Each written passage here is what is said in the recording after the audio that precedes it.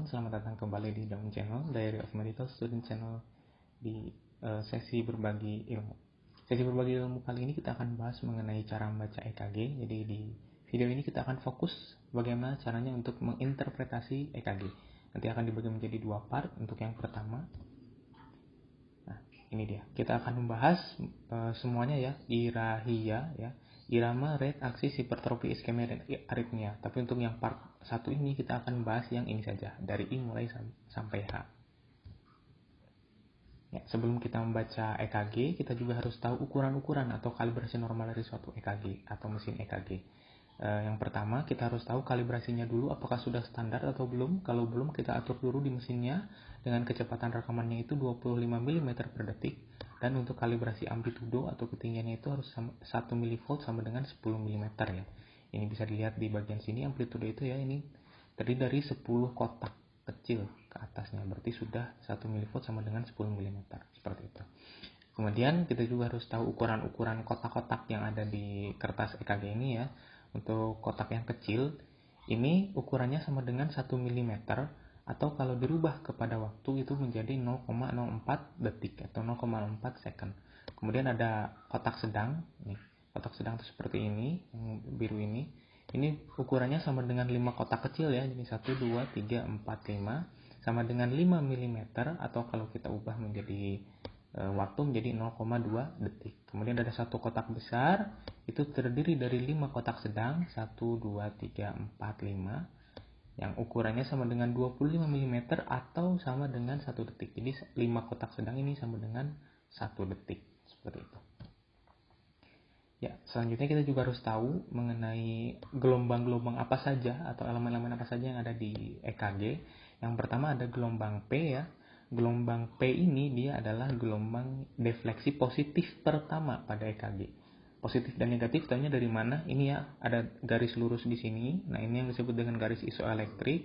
Ini yang nanti akan menjadi dasar kita menentukan apakah ini positif menggunung ke atas atau negatif atau dia ke bawah gitu. Jadi gelombang P tadi adalah gelombang defleksi positif pertama. Jadi dia biasanya positif. Kemudian ada gelombang Q, gelombang yang defleksi negatif pertama setelah gelombang P. Jadi pasti dia negatif gitu. Jadi ke bawah. Kemudian ada R, defleksinya positif ya, pasti positif. Kemudian ada S, dia negatif dan disusul dengan ada gelombang T. Nah, dia gelombang defleksi positif terakhir ya. Kemudian ada garis isoelektrik line atau TP interval. Sebelum nanti akan lanjut ke gelombang P selanjutnya, QRS selanjutnya, dan gelombang T, begitu seterusnya. Kita juga harus tahu ukuran-ukuran dari gelombangnya ini. Untuk gelombang P, ini tinggi dan lebarnya itu normalnya kurang dari sama dengan 2,5 kotak kecil. Kemudian gelombang Q ini yang paling penting kita harus ketahui adalah kedalamannya ya. Itu harus kurang dari sama dengan 4 kotak kecil. Kemudian ada gelombang R dan gelombang S, kemudian T. Nah, T ini harus bersifat positif. Jadi biasanya dia positif. Kalau negatif mungkin ada kelainan seperti itu. Kemudian ada elemen lain di sini selain gelombang, ada PR interval, ini yang penting juga. Ini nanti kita akan bahas di yang selanjutnya. Kemudian ada ST segmen. Nah, ini juga penting, yaitu garis isoelektrik antara gelombang S dan gelombang T. Ini nanti kita akan bahas. Ya. Nah, ini adalah salah satu contoh EKG ya, kertas yang sudah dicetak jadinya seperti ini. Ada lead 1, 2, 3, AVR, AVL, AVF V1 sampai V6. Jadi kayak gini. Terus nanti juga akan ada lead yang panjang biasanya. Nah, lead yang panjang biasanya yang direkam itu lead 2. Nah, kenapa di lead 2 biasanya ya, ini kan ada yang V1, V5 juga, tapi biasanya alat-alat itu cuma lead panjangnya cuma 1 di lead 2 saja. Itu kenapa? Karena lead 2 ini perjalanan gelombang listriknya itu sama dengan perjalanan gelombang listrik dari jantung kita. Itu makanya biasanya lead 2 ini yang dipanjangkan, dan seringkali interpretasi atau membaca EKG itu ya kita menggunakan lead 2. Misalkan iramanya sinus atau tidak, kita pakai I2, lead 2, kemudian rate-nya berapa kali per menit, kita lihat di lead 2 juga, dan lain sebagainya. Tapi ada beberapa hal juga yang kita lihat, misalkan di hipertrofi, iskemia, dan lain sebagainya, itu kita juga lihat di V1 sampai ke V6. Jadi yang paling sering kita lihat adalah lead 2, V1 sampai V6. Yang lain juga tetap kita lihat, tapi jangan jarang. Yang pertama kita akan menentukan iramanya dulu. Iramanya itu dibagi menjadi dua ya, ada sinus dan juga bukan sinus. Gimana cara membedakannya? Cukup lihat apakah ada gelombang P atau tidak. Kalau misalkan di sana ada gelombang P diikuti kompleks QRST, berarti itu merupakan suatu irama sinus. Tapi kalau di sana tidak ada gelombang P, berarti dia bukan sinus. Kemungkinan dia aritmia ya. Bisa nanti yang atrial, ventrikular, dan junctional. Ini nanti akan dibahas di video selanjutnya. Yang penting kita bisa membedakan apakah ini sinus atau bukan. Contoh, nah ini ada satu contoh. Apakah kita bisa mengidentifikasi di sini ada gelombang P-nya atau tidak? Nah, harusnya kan P, QRS, T. Nah, tapi ini kita tidak bisa membedakan ya. Di sini cuma ada satu gelombang di antara kompleks QRS. Apakah ini gelombang P atau gelombang T? Makanya kita tidak bisa identifikasi gelombang P di sini, maka ini bukan suatu irama sinus. Kemudian selanjutnya, apakah kita bisa identifikasi gelombang P di sini? Nah, ini kan kayak banyak sekali ya, banyak sekali gelombang di sini sebelum kompleks QRS-nya. Apakah ini gelombang T atau gelombang P? Jadi kita tidak tahu. Berarti tidak bisa diidentifikasi, maka ini bukan suatu irama sinus. Nah, kalau yang ini kan udah jelas ya. Ada gelombang P, QRS, T. Berarti ini merupakan suatu irama sinus karena kita bisa identifikasi gelombang P-nya dengan jelas. Kemudian yang terakhir, apakah ini gelombang P atau gelombang T? Kok ada banyak sekali, tidak ada garis isoelektriknya. Seharusnya kan setelah gelombang P isoelektrik, kemudian gelombang P. Jadi ini bukan suatu irama sinus. Kita lanjut bahas mengenai rate ya, berapa kali per menit jantung kita itu. Nah, dibagi menjadi dua rumus. Yang pertama, kalau dia reguler itu kita biasanya kita pakai rumus yang ini ya daripada yang bawah ini. Jadi 300 kotak sedang dibagi jumlah kotak sedang dari R ke R. Nah, tapi kalau misalkan dia irreguler, untuk membedakan reguler dan irreguler, itu biasanya kita lihat dulu dari jarak antara gelombang R ke R, apakah sama atau tidak, atau dari kompleks QRS ke QRS. Dilihat apakah ini reguler atau tidak, sama tidak jaraknya. Kalau sama berarti reguler, pakai rumus yang ini. Tapi kalau irreguler, nah kita harus pakai rumus yang ini mutlak ya. Dan lihatnya juga di lead yang panjang. Ada hitung jumlah gelombang R dalam 6 detik. 6 detik itu sama dengan 30 kotak sedang, kemudian dikali 10. Ya, langsung saja ke prakteknya. Nah, misalkan contoh ini kita lihat ada suatu EKG ya.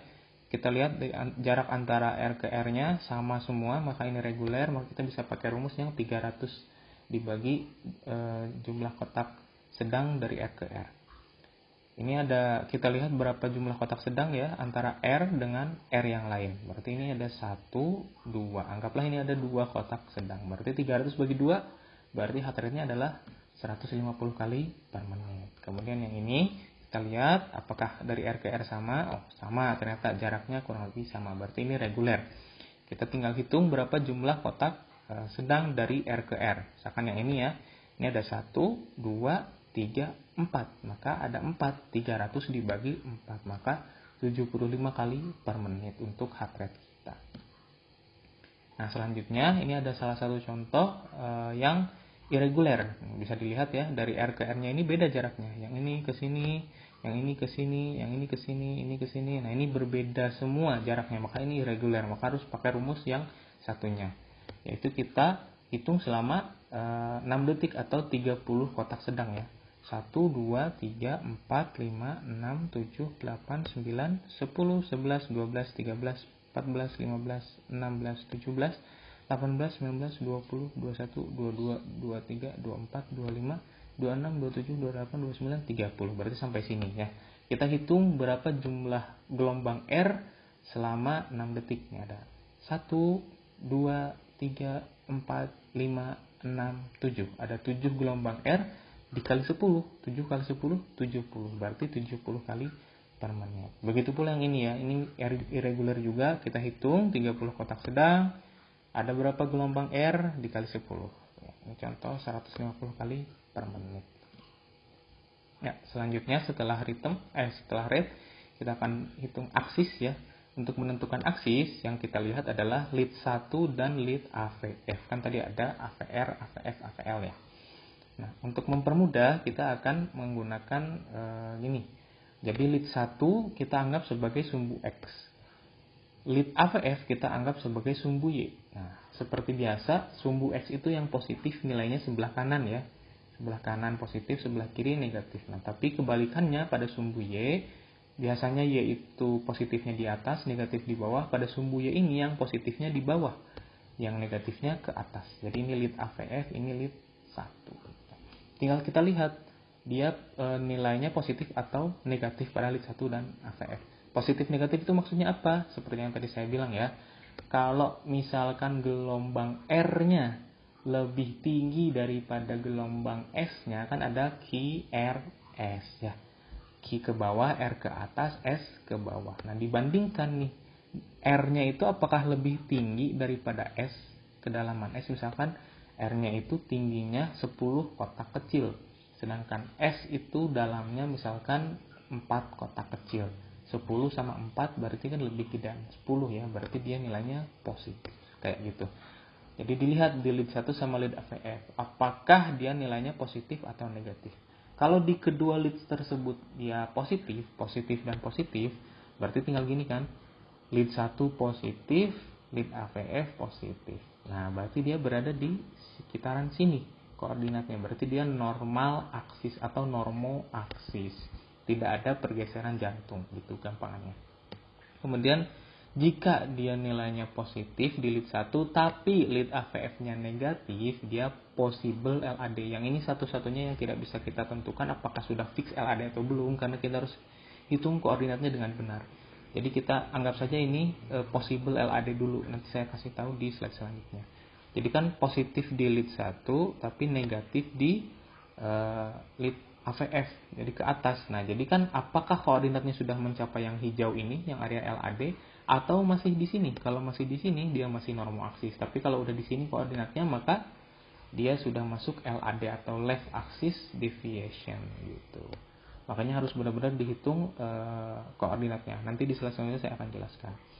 Nah, kemudian ada RAD atau right axis deviation. Kalau di lead 1 nilainya negatif, lead AVF nilainya positif. Contoh, lead 1 negatif, lead AVF-nya positif. Set ke sini, berarti koordinatnya di sini. Berarti dia kemungkinan RAD. Udah pasti RAD ya. Kemudian ada EAD atau extreme axis deviation. Jadi dua-duanya negatif nilainya.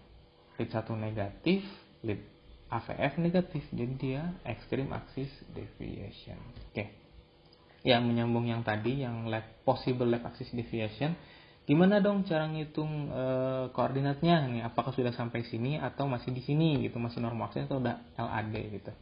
Cara menghitungnya sama sih, kurang lebih kayak tadi ya. Misalkan di lead 1 kita hitung nih kompleks yang tadi QRS-nya. Nah, perbandingan R sama S-nya. Misalkan ini R-nya ini misalkan kita anggap tingginya, anggap aja 7 kotak kecil ya.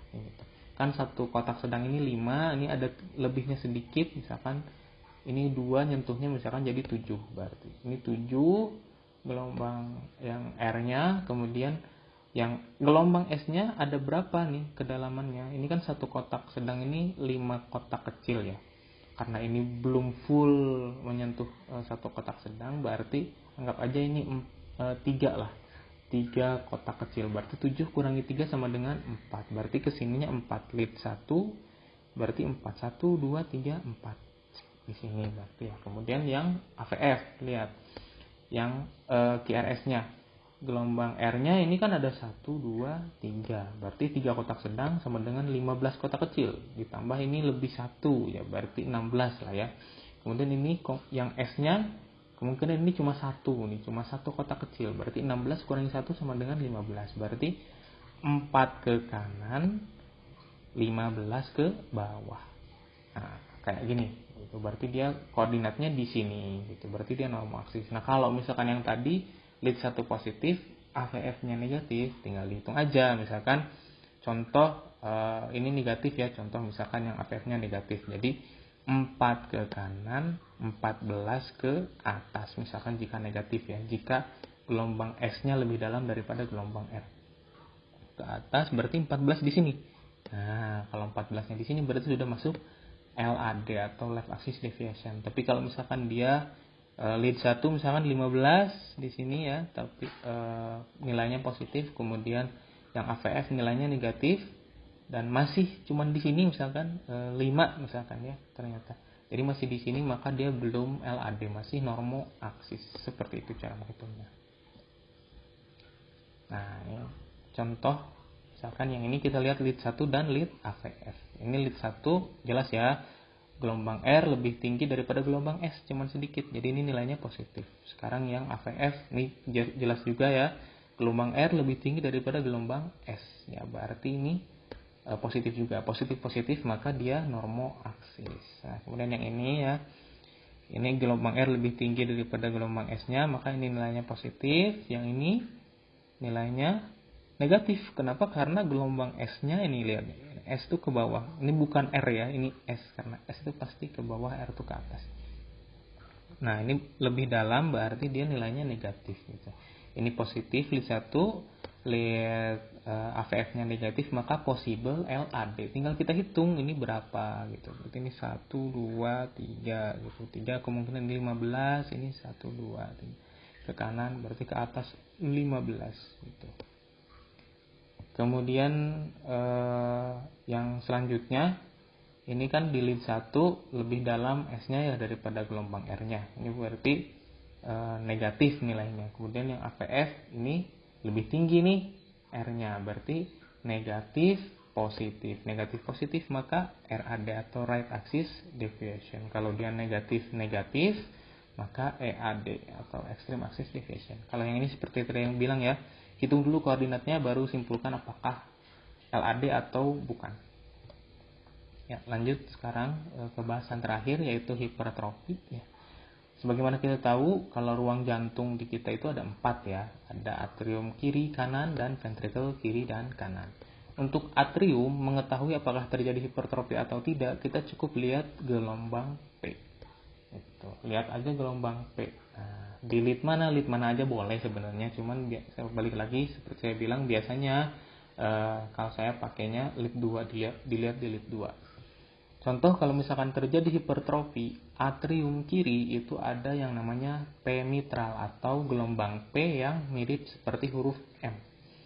M kayak gimana? Kayak gini.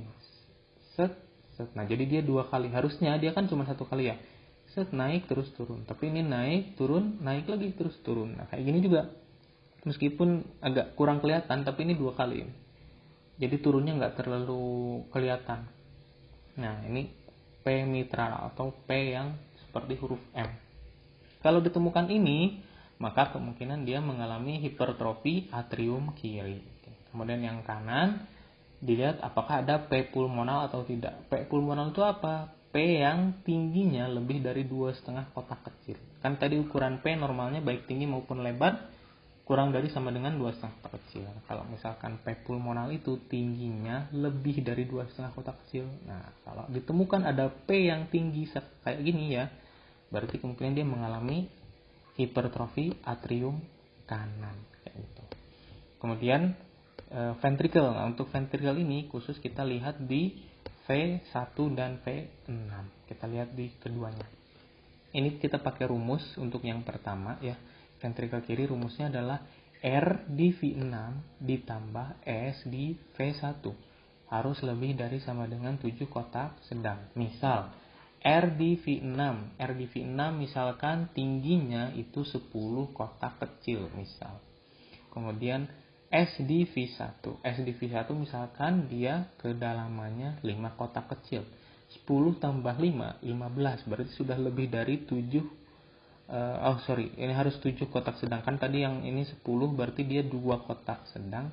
Yang ini masih 1 kotak sedang. 2 tambah 1 jadi masih 3. Nah gitu, berarti masih kurang dari 7 kotak sedang. Tapi kalau tingginya misalkan R di V6 itu sudah 20 kotak kecil. Kalau 20 berarti kan sama dengan 4 kotak sedang ya. 4. Kalau S misalkan di S itu sudah 20 juga kedalamannya, 20 kotak kecil atau sama dengan 4 kotak sedang. Jadi 4 tambah 4 sama dengan 8. Berarti sudah lebih dari 7 kotak sedang. Nah, berarti itu sudah kemungkinan sudah mengalami hipertrofi ventricle kiri. Atau cukup dilihat di V6 saja. Lihat di V6 R-nya ketinggiannya berapa? Apakah sudah lebih dari 5 kotak sedang atau belum? Berarti apakah sudah lebih dari 25 kotak kecil atau belum ketinggiannya? Kalau sudah, nggak usah pakai rumus ini, langsung aja. Oh, sudah lebih dari 5 kotak sedang ketinggiannya, berarti sudah mengalami hipertrofi ventrikel kiri. Gitu. Jadi terserah mau pakai yang ini atau yang ini, rumusnya sama saja. Kemudian hipertrofi ventrikel kanan kita cukup lihat di V1. Ini kita bandingkan R dibagi S lebih dari 1. Nah, R-nya misalkan ketinggiannya 1 kotak sedang atau 5 kotak kecil. Nah, dibagi S. S-nya misalkan kedalamannya 3 kotak kecil. 5 bagi 3 atau 2 deh yang gampang. 5 bagi 2 berarti 2,5. Berarti sudah lebih dari 1 perbandingannya. Maka sudah mengalami hipertrofi ventrikel kanan gitu. Sebenarnya tinggal kita lihat aja di V1 apakah V1 itu R-nya lebih dominan, jadi ketinggian R-nya lebih dominan daripada kedalaman S-nya, maka kemungkinan itu sudah mengalami hipertrofi ventrikel kanan gitu. Langsung aja ke contoh. Lihat di sini ya, kita identifikasi dulu apakah atriumnya mengalami hipertrofi atau tidak. Lihat di gelombang P. Dimanapun bebas gitu. Cuma saya biasanya pakai yang lip panjang di gelombang P. Nah, ini kan tidak ditemukan adanya P mitral maupun P pulmonal, berarti kemungkinan atriumnya normal. Kemudian kita lihat di ventrikel di V1 dan V6. Ya, di V1 bagaimana kita tadi lihat ya, yang hipertrofi ventrikel kanan itu R-nya lebih dominan dibanding S-nya. Berarti R-nya lebih tinggi daripada S-nya. Gitu. Ini tidak kan, R-nya tidak lebih tinggi daripada kedalaman S-nya. Berarti hipertrofi ventrikel kanan tidak terjadi. Kita cek hipertrofi ventrikel kiri. Kita jumlahkan R di V6 ditambah S di V1. Apakah lebih dari 7 kotak sedang atau tidak? Kita lihat R di V6 ya. 1, 2, 3, 4, 4 setengah lah. 4 setengah kotak sedang. Kemudian S di V1. 1, 2, 3, 4, 5, 6, 6 setengah. 6 setengah tambah 4 setengah. Udah 11. Berarti udah lebih dari 7 kotak sedang. Makanya ini sudah terjadi hipertrofi ventrikel kiri seperti itu. Contohnya lagi kita lihat apakah ada di gelombang P-nya dulu ya. Apakah ada hipertrofi atrium kiri ataupun kanan. Nah, kita lihat ini ketinggiannya masih kurang dari 2,5 kotak kecil. Kemudian tidak ada gelombang P yang menyerupai huruf M ya. P mitral. Tidak ada, berarti normal atriumnya. Oke. Kemudian lihat di V1 dan V6. Nah, ini udah kelihatan nih sebenarnya.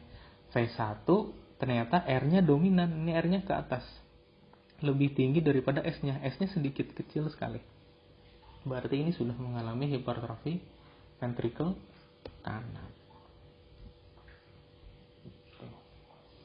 Karena normalnya memang V1, V2, V3 itu harusnya S-nya itu lebih dalam daripada R-nya.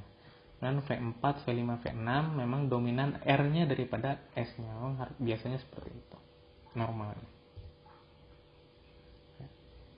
Selanjutnya, nah ini udah kelihatan ya. Ini ada gelombang P yang menyerupai huruf M. Maka ini sudah menjadi hipertrofi atrium kiri. Oke. Selanjutnya yang ini ya. Ini kelihatan udah ada gelombang P terus QRS T. Nah, ini P-nya ternyata tinggi sekali, hampir setinggi dengan gelombang R-nya. Berarti ini sudah mengalami atau disebut dengan P pulmonal. Jadi hipertrofi atrium kanan. Ya. Terima kasih atas perhatiannya. Mungkin dicukupkan sekian untuk part 1 cara membaca EKG video kali ini. Terima kasih. Mohon maaf apabila ada kesalahan. Wassalamualaikum warahmatullahi wabarakatuh.